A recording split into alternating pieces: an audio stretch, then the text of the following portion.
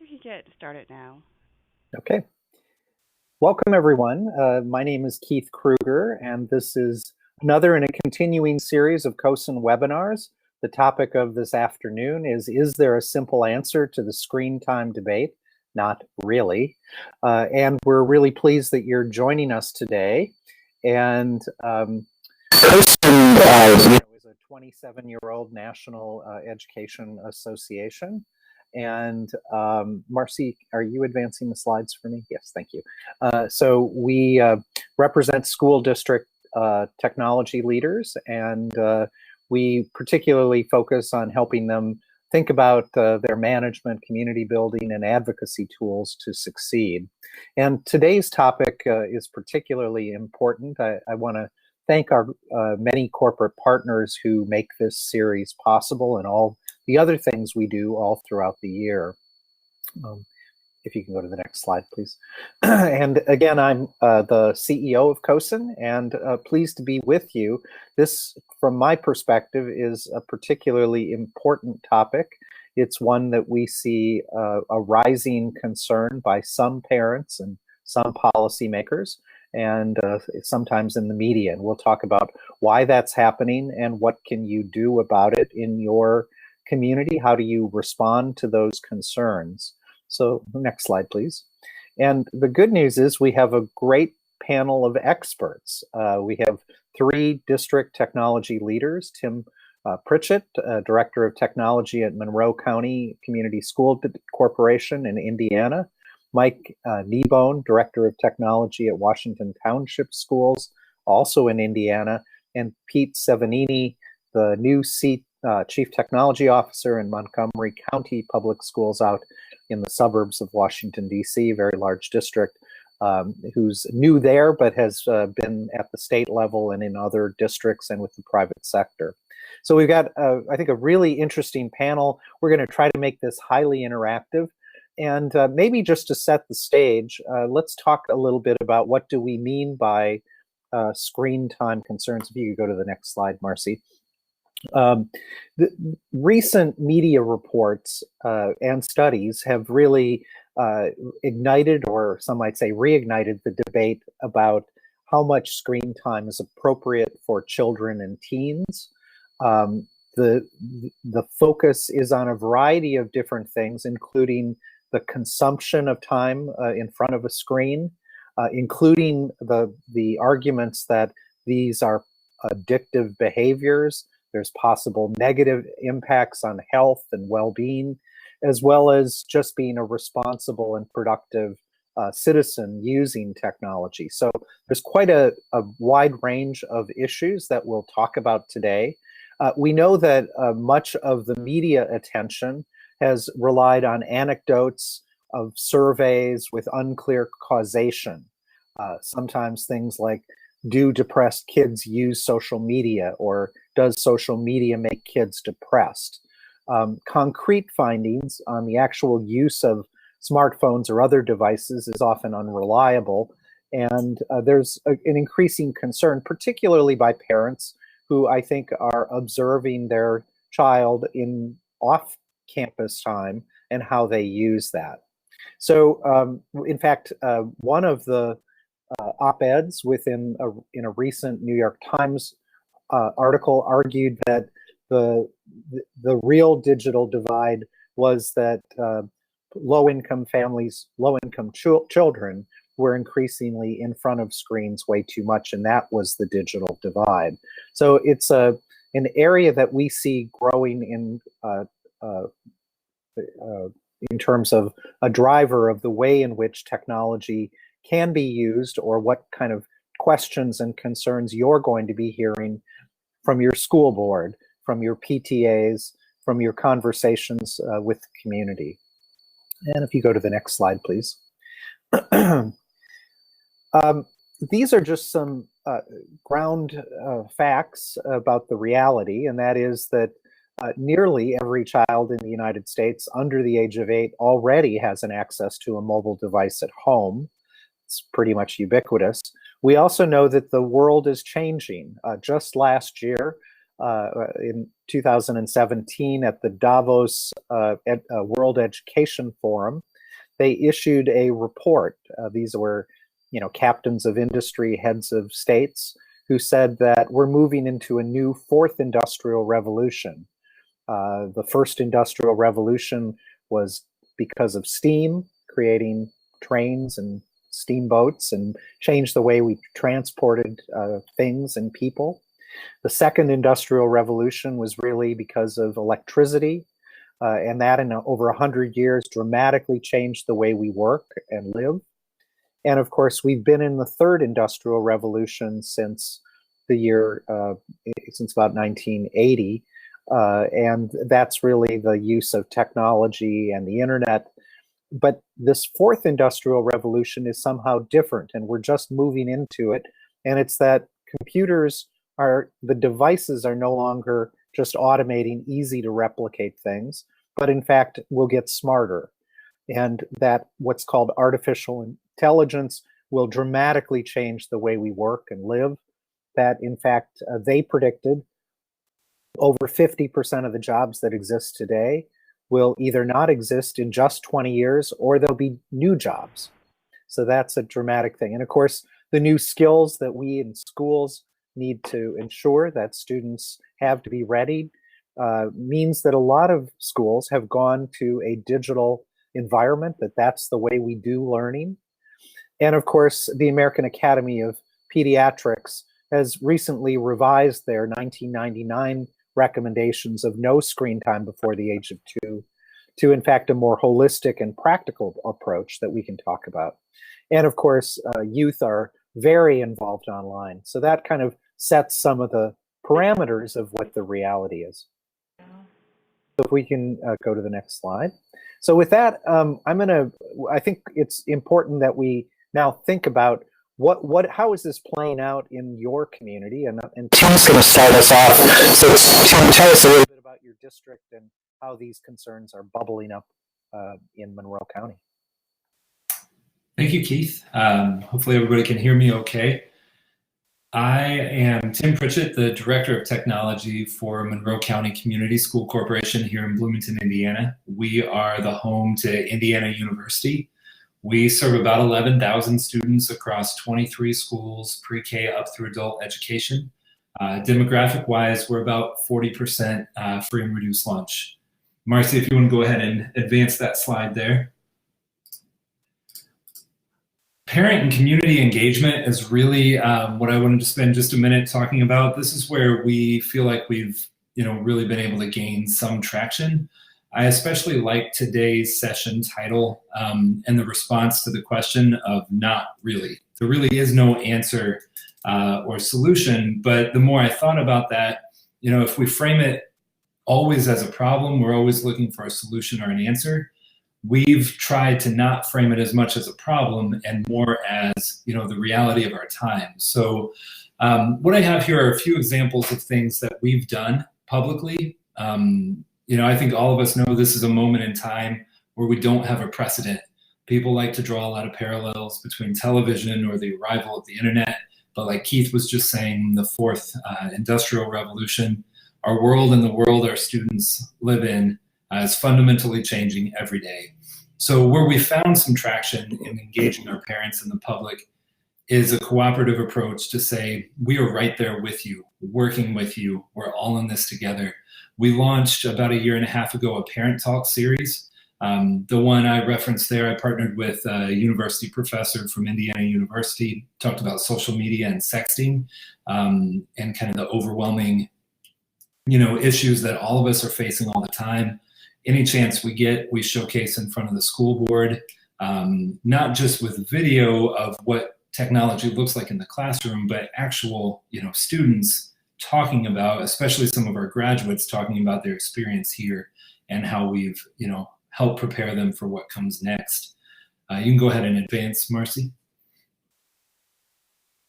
Where, the rubber really meets the road and how we've described it is with our digital citizenship program. So that area has really been where we've focused our efforts both publicly and in the classroom, starting all the way from pre-K and some of those unplugged activities. Common Sense Media has been a great resource for us. Again, their approach has a lot of advice for parents, which is beneficial to us in that partnership approach, that we are in this together. It's not a school problem. It's not a family problem. It's not a workplace problem. It's not really a problem. It's just the reality of our world, and we need to figure out how to navigate together and, raise responsible, ethical citizens in that environment. And I'll go ahead and pass it off to Mike. Thanks, Tim. Yes, I'm Mike Nebo, and I'm Director of Technology for Washington Township. This is my 24th year in Township and 11th year as Director, but started out as a high school science teacher. Our township, you can advance to the next slide. Our township is similar in many ways to Tim's township, except we're located on the north side of Indianapolis. We are one of 6 IB K-12 districts, international baccalaureate K-12 districts in the country, with an enrollment of 11,500, 60% free and reduced lunch. But that population ranges from very affluent families to Burmese refugees, which we are a relocation center for. You can advance the slide. The conversation really started to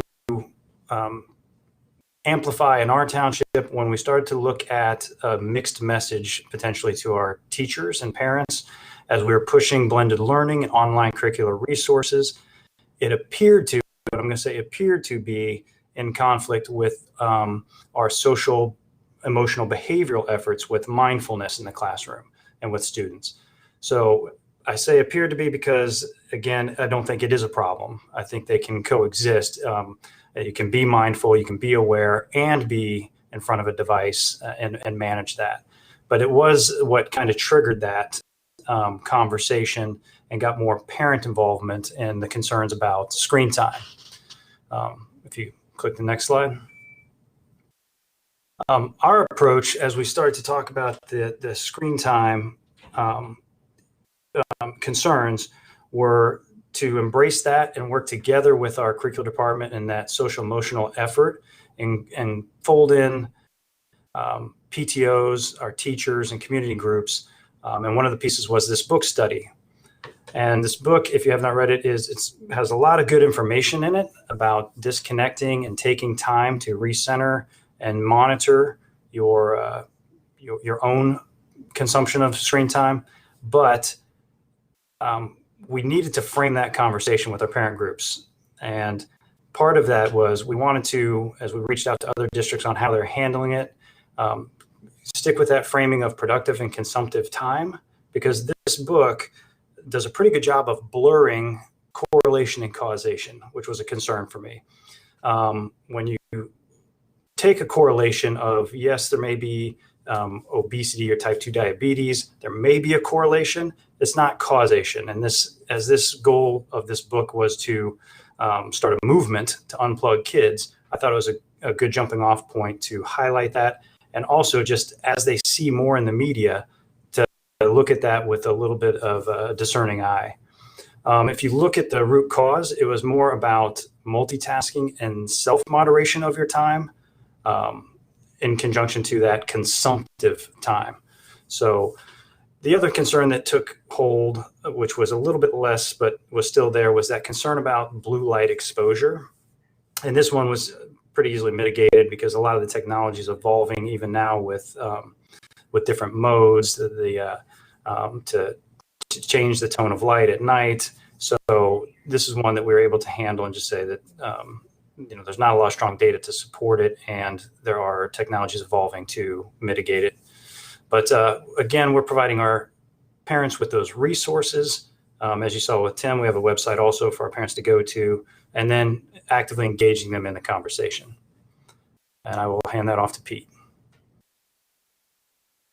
Thanks, Mike. So I'm from Montgomery County in Maryland, right outside of Washington, D.C. I've been an educator for 28 years. As I was doing the math in my head. I've been here in Montgomery County this is my second year, but before that, I was in a smaller district that had as many kids as we have staff here. And then before that, I was at the state and worked in private sector as well. So I have a myriad of different pieces. If you could advance the slide, that would be great. So for our county, our parents tend to be a little more risk averse. We are, to give you a little bit of information on the demographics, we are the 14th largest in the U.S., so I'm told. We have over 161,000 kids. We have 206 schools. We are a majority district, but that has only happened in the last, let's say, 5 or 10 years. We have 35% farms. We are DC suburbs. So our parents are government workers, are congressmen and women. We have some military, and we have a lot of people in the intelligence community, and they sure let us know that. So our kind of tactic on this has really been to articulate what happens if this happens. For example, what happens if we do less screen time? And our parents, who are very focused on things like college acceptance, SAT scores, etc., tend to be a little more risk averse and say, okay, maybe we don't want to limit screen time, because if we do, and it has a negative effect on SAT scores or standardized tests or college acceptance, then we can only blame ourselves. So they really try and avoid that. We also look at, they also are really focused on the privacy issue as opposed with respect to screen time. So the more people are on their devices, the more they worry about their data, their students' personal data going out there. So we really have a big focus on that here. We have about a 2/3 of our schools are working with Common Sense as well, and our digital citizenship awards. So we're not there yet completely, but we're moving that way. Our biggest concern is that we have parents, not biggest concern, our biggest issue is that we have parents who are very well read. So if they see an article in the Times, or if they see an article in a medical journal, they not only send it to me, which is fine, but they also testify before our board and explain those pieces. The blue light is a good example where that was an issue last year, and we looked at ways to mitigate that concern by adding that capability to our devices. And so, for example, in Chromebooks, we could do that very easily, and then say if a parent wanted that for his or her child, or a school classroom wanted that, we could add that piece and not really get into the discussion of whether or not it was useful. We also had parent groups who had smaller groups who had a lot of big issues on the radiation and wanted us to look at that. And I can kind of talk about that study and the work we did on that later. And I will then turn it back to Keith. Thanks, Pete. I want to thank all three of you. You've really come at this issue in different ways, but I think it's quite amazing how each of your districts this is happening. I'm going to start off first of all, if you have questions, please post them in the chat and we'll start taking those in just a minute. But I want to go, Pete, since you're from Maryland County and actually worked at the State Department of Ed in a prior life, I thought it was interesting this past year, Maryland became the first state in the country to pass screen time legislation. And I think that one of the reasons that COSN as a national organization is very interested in this topic today is that a lot of well-intentioned legislators, I think, or school boards could easily adopt proposals that sound sensible, but in fact are not sensible.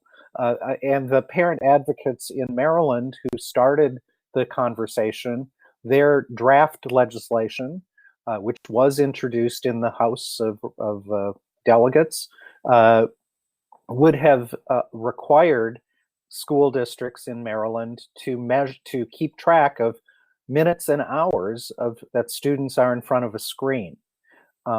because of districts and COSIN, we were able to persuade the legislature that there was a better way to address those concerns. And what ultimately passed was a much more reasonable proposal, which requires the State Department of Education and the State Department of Health to issue guidance. And the interesting thing is that the way in which that they're going to do guidance is a video that will be produced by the Maryland Public Television agency, and they're going to create something like a 10-minute video that can be used as part of, back to school training for teachers. It'll certainly be available for parents also. But I think that, and they're looking, the other thing that strikes me that kind of cuts across all of what you've talked about is the myriad of different kind of issues. There's blue light, there's concerns about Wi-Fi safety, there's concerns around, a medical journal that, one report claimed that, kids who committed suicide were more likely to use social media. Well, I think we've already heard that term of correlation versus causation. Yes, maybe kids that are ready to commit suicide are online more, but is that the cause of it, or are they looking for help? And I think that a lot of time parents get very confused about that. So I'm kind of wondering, how do you, have you thought about how you start this conversation? And the screenshot that you're seeing are some tips that COSIN has issued to our COSIN members of, really shifting that conversation and talking about, these are legitimate concerns and we do want balance. Even we as a technology association, or as you as a technology advocate, doesn't mean that we think kids at every moment of the day should be in front of a screen. In fact, shouldn't replace going on the playground. It shouldn't replace having Play-Doh. It shouldn't replace everything. It should be, but it has changed the way we deliver content and expect kids to do their work. So, and I think that means that we have to have, it's really hard. So I'm kind of curious how you're kind of reframing that in your conversations with parents. Anyone want to take a stab at that? So Keith, this is Pete. Our position, the way we've done it here in the last year and a half or 2 years has been different from before. So instead of kind of taking on the issue of the parent and what they think and debating whether it's right or wrong, we've more said this is our position on it. And give you an example of radiation. So the RF values of devices, et cetera. There was a parent who was very big on that our devices are killing our kids. Now, it's easy to kind of to show her and to give her information from our end and say we do not believe that you're correct. On the other hand, what we learned is she had a daughter who died of cancer a couple of years before, and she believed that it was because of the devices in school or at home. There's no way for us to change that belief that she has. So what we tried to do is say, we understand your concern, but here's our position on it. The information that we have from the FCC, from the U.S. Department of Ed, from COSIN, from other places tells us this. Until we hear otherwise from the reputable sources that we use, our position is that it's okay, and we're going to go on this particular route, which is that devices are not the cause. There's not an unacceptable amount of RF radiation, et cetera. So that's kind of been our position, and so far we've had success with it. That's great. Can anyone kind of explain the blue light kind of issue? What is the concern there?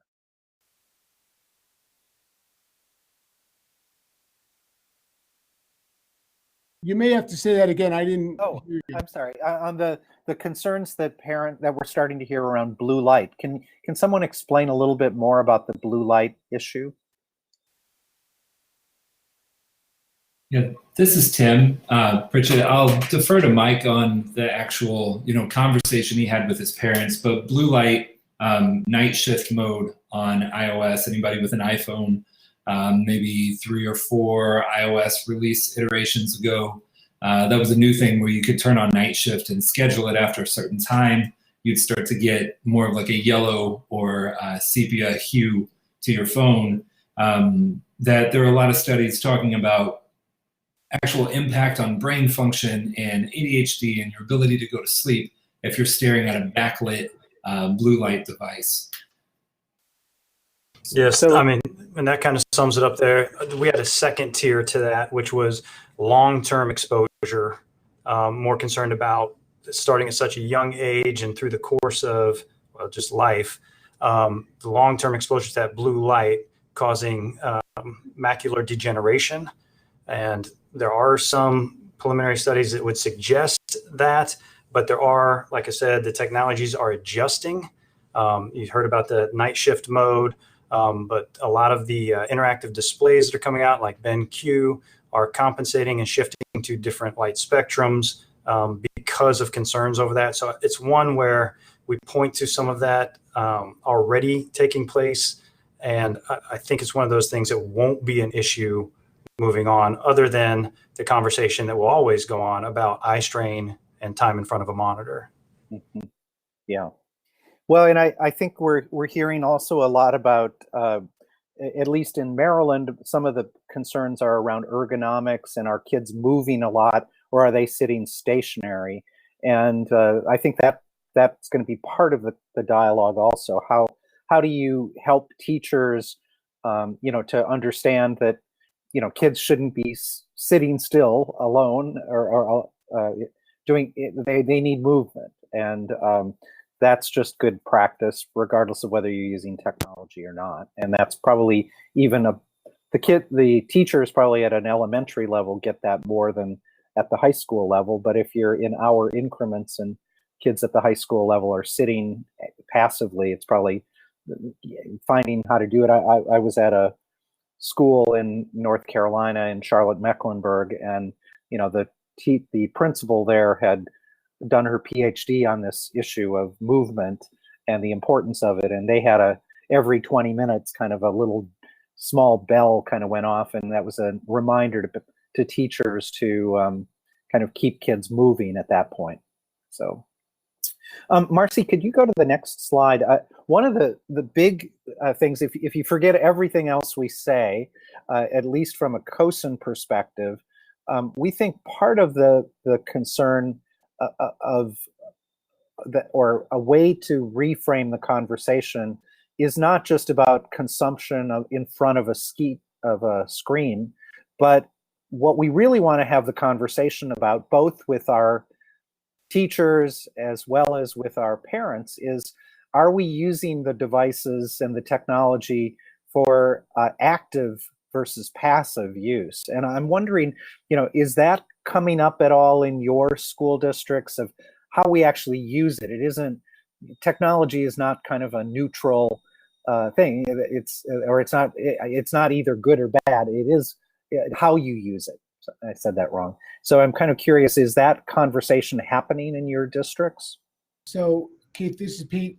It certainly is. So right now we are looking at new curriculums at the K-8 level, and that discussion, whether when we look at digital tools and the ability to have a lot of curriculum pieces online, the issue of active versus passive, if it's just digitized, parents don't want it, right? So that's what we're hearing. But if there's an active piece to it, they see more value. So that discussion is happening all the time right now here. Yeah, I would agree with that. This is Tim. What your previous comments about ergonomics and all of that, it kind of ties back into mobile versus portable. Is the tool that you're providing for students mobile, or is it just portable? That mobility is something that we really try to highlight quite a bit for that reason. But to Pete's point about curriculum and active or passive curriculum, we've really tried hard to frame how we use technology in the classroom as a creativity tool, a tool to build or develop or write or create a movie or whatever it may be. There was definitely a perception at the beginning of, a one-to-one shift in classrooms, that we were just throwing out textbooks and then kids were using like Amazon Kindles or Nook e-readers. All it was digital textbooks, but it's so much more than that. It's the difference between a print version of a magazine and an interactive digital version of the magazine. The print version, you see the heart. The digital one, with some AR on a tablet, you get to actually touch the heart and pull it out and do all that cool stuff. Those are the things that we've tried to highlight, but then also made sure are part of our curriculum as we go out to adopt new tools. And one of the things I would say, the screenshot that you're seeing there of the digital use divide, that is an infographic that was in the National Ed Tech Plan from 2015, I believe it was. So, this is not just a sidebar issue. The National Ed Tech Plan says that how we're using the devices, what kind of learning is at the core of what we need to be focused on. And you might want to refresh your memory by rereading that report. It's quite useful, and I think that image is a great conversation spark with teachers or parents of how are we really having that. So I'm glad that that's coming up. Marcy, if you can, while we're on that screen, I just wanted to say, as we talk about this, we talk about the passive and active and what's built into the lesson plan and stuff. I think a critical component is some student ownership, right? We've worked for them for years on performance data and their grades, owning that data. And so they're familiar with how they're performing and how their grades.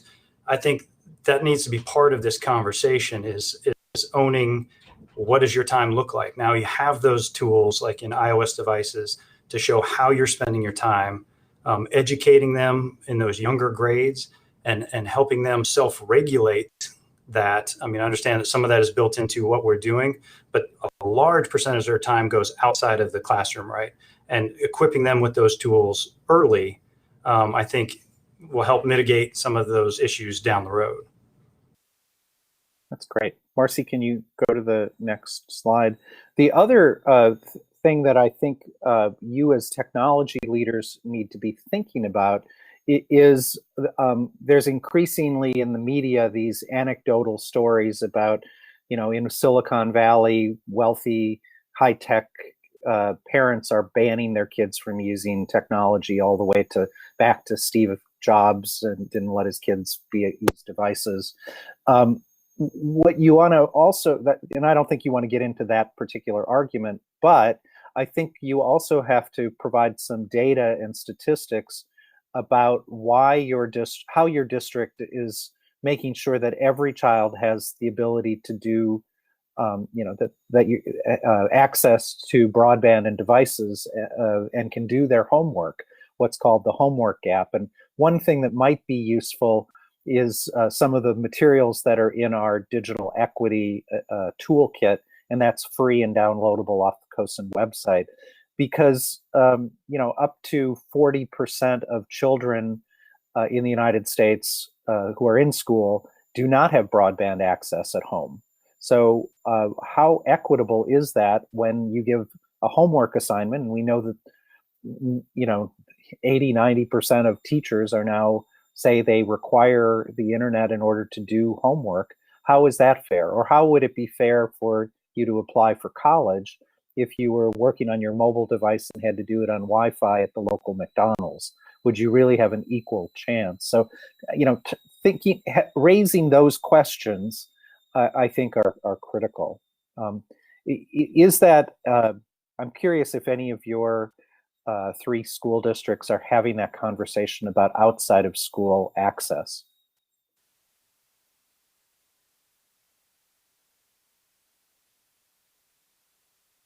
Is anyone there?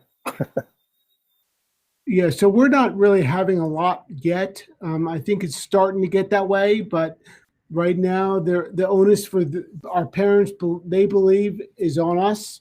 But I think it needs to go back, just like you're describing, back to the shared responsibility piece. Yeah, I would agree. This is Tim with Pete's comments, a lot of what I talked about in my introduction about partnering with parents, that Parent Talk series, we didn't have a huge turnout at our last one. It was about 35 parents on like a Thursday night at 6:00. So maybe that is a huge turnout. But what was really great about it was we had an opportunity with those parents to talk about what happens at the home and what happens in the classroom. And looking at the chat that's going on, there were some chat threads just now about YouTube and kids only watching YouTube when they go home or something like that. Mm-hmm. I've had those comments with parents where, you don't want to say, hey, it's time for you to be a parent, but, finding an eloquent way to say the rules and the management of this extend beyond the classroom and the school. This is a device we're sending home. And we have had situations where the parent just, refuses or doesn't want to, or for whatever reason, it doesn't make sense for them to enforce those rules. And we have the student actually check in their device at the end of the school day and then check it back out the next morning. It's not common, but it has happened. And that's kind of my fallback crutch if we get to that point in the conversation with the parent. I will say it is a big conversation in our district. Our socioeconomic levels shift drastically from east to west in our district. So it's a concern of our board members, of our teachers. And we've just tried to provide information, get it out there. We have a Google map that we share that shows all of the free Wi-Fi areas, also locations that are in your neighborhood that have Wi-Fi but may require a purchase. And then I see you have Khajiit on there as one of your sponsors. We do leverage Khajiit to provide kind of filtered, monitored access for those who can't get to one of those locations. So those are checkout. We can send them home with a student or assign them to a student if that need be the case. I won't act like we have it mastered. We have a large special needs population that we're still trying to figure out appropriate devices, how you leverage this, especially with the growing e-learning days in the state of Indiana and kind of snow makeup days. Our population makes that challenging to make sure you're servicing all the students at the same level. I'm also seeing in the chat there were some questions about, what do you say to parents about what they can do at home with devices there? And Marcy, could you skip forward 3 slides? Because I think we have some resources that might be useful. The next one, please. From the National PTA, they've put a pretty robust suite of resources on what parents can do to have that conversation around screen time. Of course, the Family Online Safety Institute also has some resources, and the NCTA also on how you can, set your cable television and things like that. And then a number of companies have resources. In fact, almost every device now has built-in functionality. I know on, your iPhone or whatever, you can set a screen time monitor. You can set times that the device shuts off for kids. You can have a clock that tells every 24 hours how much time they've spent on it. So those are maybe useful kinds of things. Are those the sorts of resources that you're using? I heard about using Common Sense Media for digital citizenship, more for kids. Do parents have any sort of digital citizenship resources that you found useful from Common Sense Media? Anyone using that? Or yeah, I would add, Keith, there's a whole parent resources tab. There's even some contracts samples on there. That Screenagers documentary, the public library locally showed that a year or two ago and invited us to kind of partner on the presentation. And a big, there are agreeable or disagreeable moments in that documentary, but a big message of it was parents and parental involvement with devices with their student. So that kind of approach and, being able to direct parents to a nonprofit resource like Common Sense and saying, hey, here's somebody who spends all their time developing, these types of toolkits. Here's a place to start, and then let us know how we can help. Mike, I wanted to go back to how you started off, which this sort of, it seemed like almost a disconnect between, the social emotional kind of conversation on mindfulness, and the other conversation that you and others from the district were having on kind of why we're going digital. And it sounds like you've been having a good new conversation about how those aren't in conflict. But I'm wondering how does your community and how do your teachers do they feel that there's not an inherent conflict? It's really fascinating. You seem to me to be very on the cutting edge talking about mindfulness, and I'm wondering if you feel you've been successful in turning that corner. Well, let's say pockets of success. I think it's just a spectrum, and we're always kind of shifting. I think that even when you have the best intentions, you will still find pockets where we have people, like, for instance, rewarding with games, spending way more time just kind of playing than you ever intended to or built into curriculum. So it needs to always be in the conversation and be in our awareness. Like as we approach different pieces that we adopt or implement, it just has to constantly be in the conversation. I don't know. I think we try to provide teachers with some guidance, and I don't know that everybody is on the same page yet. I wish it were that easy that we could send out an email and get them all on the same page, but we build it into all of our curricular development now, and those pieces too.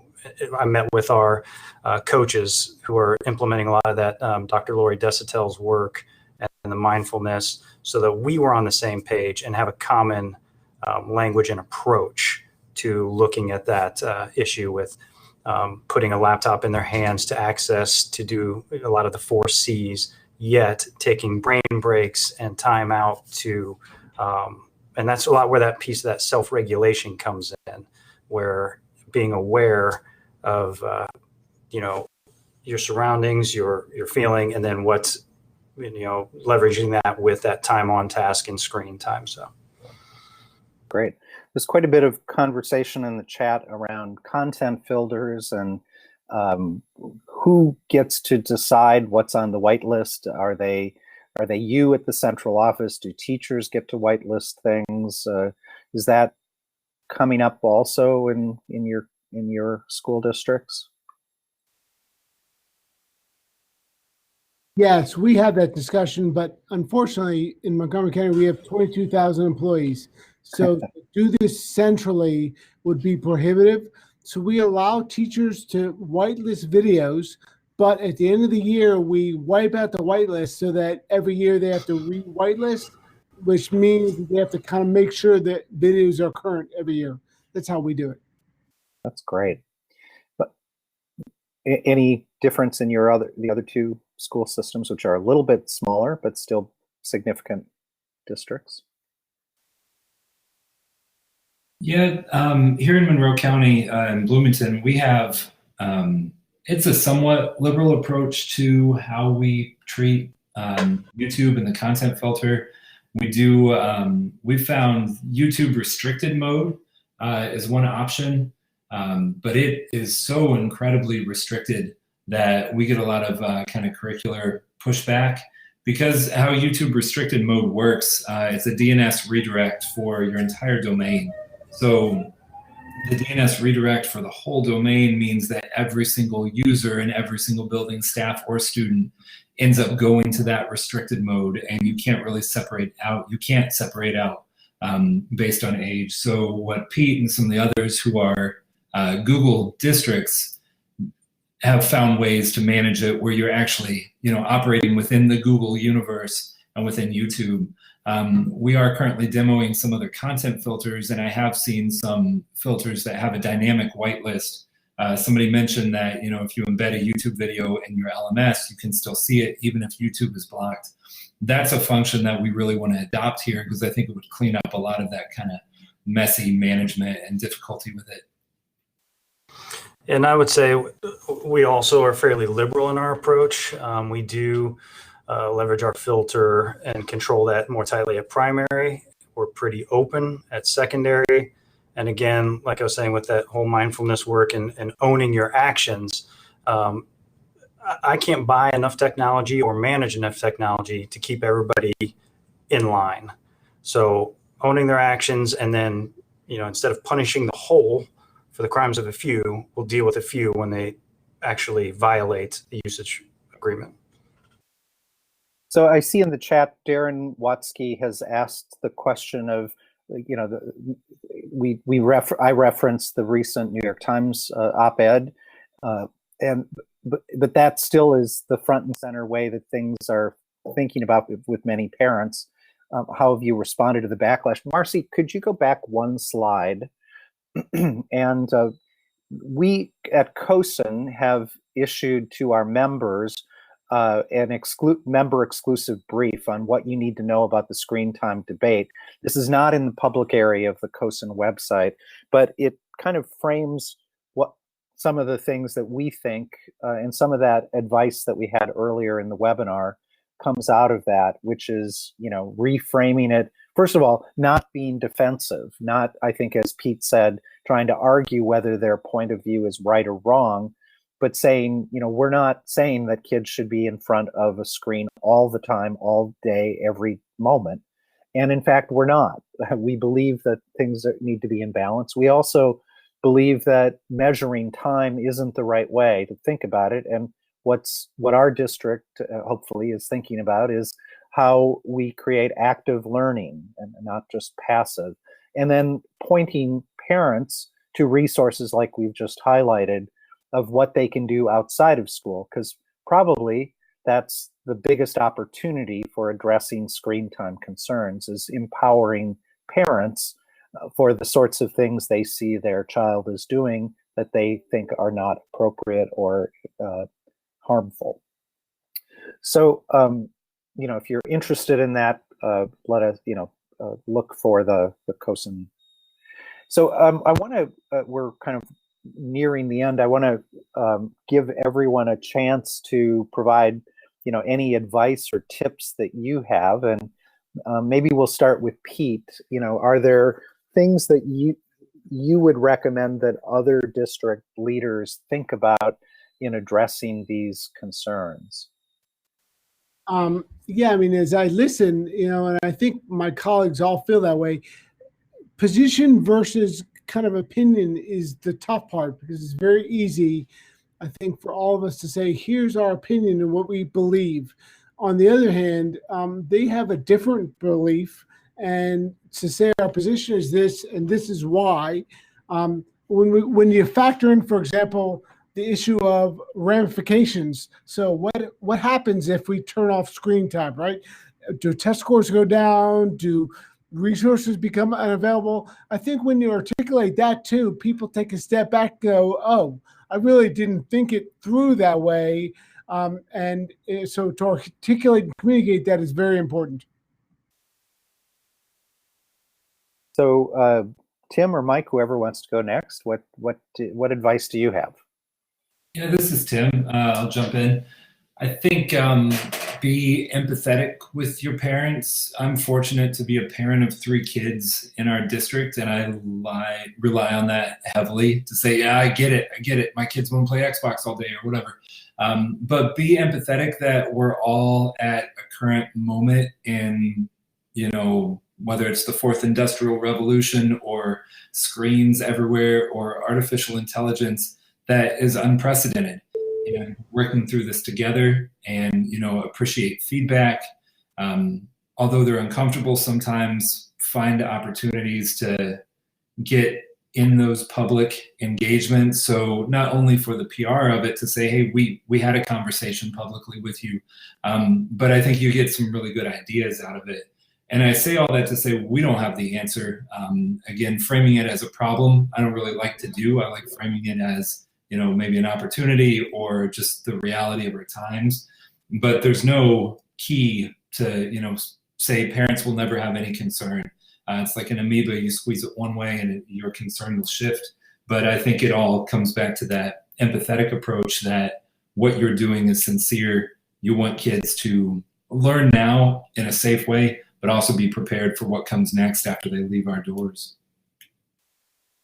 And I would echo the sentiments and just say that we hope to be seen as a support, a resource for parents. I mean, ultimately, we all want what's best for the kids. So avoiding that whole conflict that this is what we're going to do, even though this is what you want, and just pointing more towards the resources and how we can work together to make sure that what we're doing is productive, is active, is our goal. I think all that's really helpful advice. And as I think about, where COSN has been over the last quarter of a century, when we look back of what's really driven the way that technology is used, I think it comes down to one word, and that's been safety. Internet safety has been a driver in the way in which schools can or can't use technology.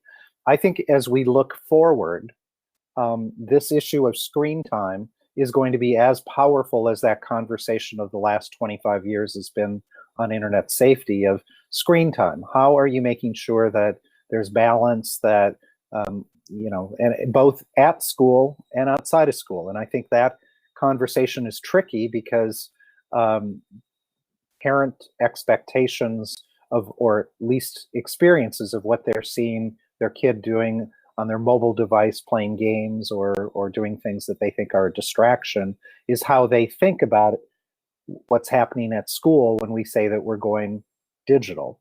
So how you have this conversation is really essential. So Marcy, if you could go to the next slide, I just want to wrap up and mention that depending on where you are in the country, we have one more of our CTO forums this year in Minnesota in December, if you're from that state. We also have another webinar that's going to be on privacy, another hot concern by parents and policymakers is how are you going to protect the student data? So please join us December 12th, 1 to 2 for a similar conversation with some other leaders. And in January, we'll be releasing the first of our new series on emerging technologies for learning. You may be familiar in the past with the Horizon K-12 reports. We were a partner on those with New Media Consortium. New Media Consortium went out of business, and so COSN has started a new Driving K-12 Innovation series, and the first report will be Overcoming the Hurdles with Technology. And that'll be January 9th, 1 to 2 again. I also want to remind you to come to our COSN annual conference. If you go to the next slide, Marcy. It will be in Portland. We've got a fabulous event planned the first week of April. The cool, hip Portland. So you can all get your piercings and your tattoos and have a micro brew or a good glass of Pinot Noir while you're having your own great professional development. And the theme of it is really on what are we going to do to prepare students for this era of smart machines. And when the kids that are starting kindergarten and first grade today graduate in 2030, what do we want that learning environment to look like? So please join us there. And finally, I want to thank our sponsors for making this series and all the things we do possible. And with that, I think we're finished for the day, but have a great afternoon. Thank you. And thank you to the speakers.